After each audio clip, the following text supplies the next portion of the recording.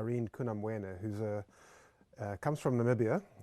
She's doing a research degree here at the University of Cape Town, and she's been working with communities in northern Namibia, in the Omasati region, trying to understand the nature of their vulnerability to climate change and also how that affects their well-being.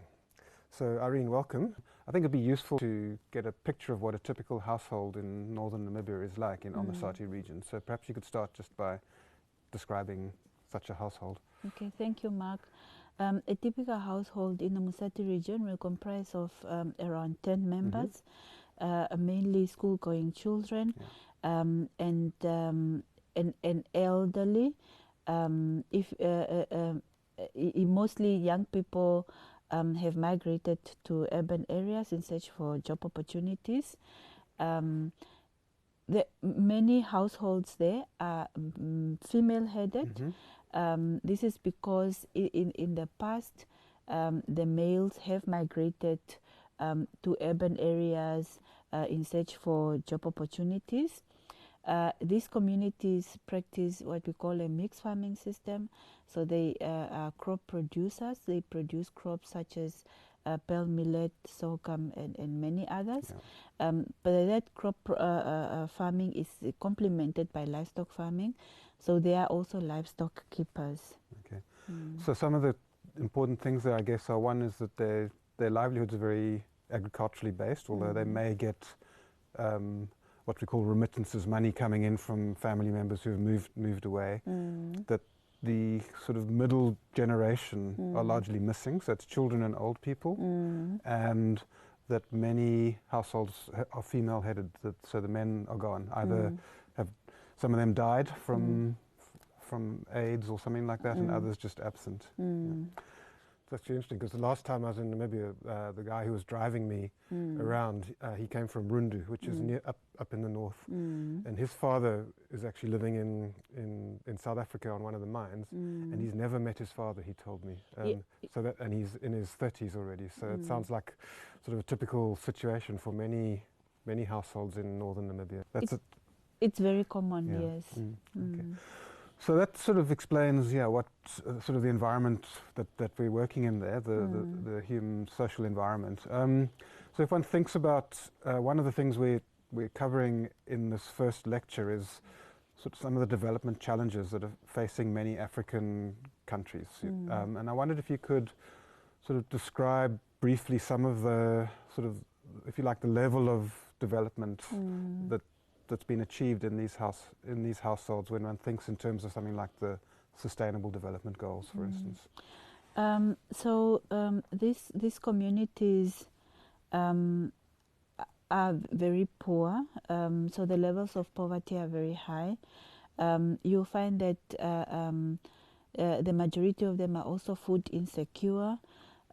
This is because they cannot afford, for example, to get implements for input into their crop production. But you also, climate variability is also quite an issue there. They get frequent drought, then it's flooding.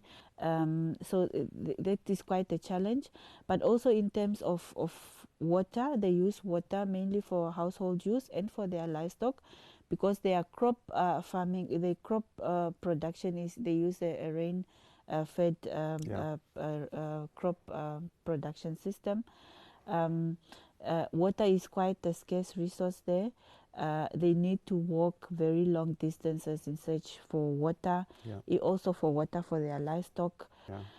Even in terms of sanitation, there is very little sanitation in those areas. There is also very high levels of infections of HIV/AIDS. So what does that mean? What does that lead to? So these high, sort of these poor health situations. This means that in terms of the crop production is quite labor intensive. So this means that if people are not healthy, they are not able to contribute to in terms of producing these crops, which are very important for them, for their well-being. But also it means that the mothers of the house need to take care of their sons and their daughters. So there's like an additional burden on them Yes. to look after the Yes. sick people in the house. Yes. Okay. And then you also have very high levels of illiteracy. The majority of these elders have not gone to school. Many of them cannot read and write. They are very low levels of education. Mm-hmm.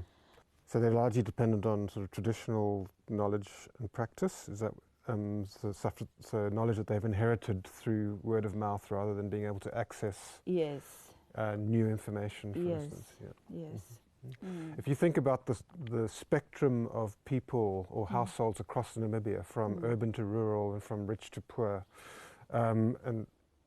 and you had a ranking of 1 to 5, where would you rank the typical household in Omisati in terms of achievement of good development outcomes? I think around 5. So really, really low, is that what you're saying? So 5 means bad. Yes. So I'm really interested as to why some areas are getting sort of more assistance than others. I mean, what leads to this unequal distribution of sort of development interventions? There are many reasons. Yeah. One of them is definitely the politics. But the other, I think, in terms of social issues is around like education, for example. I interviewed a lady who said, who told me that our village cannot be developed if our children are not educated.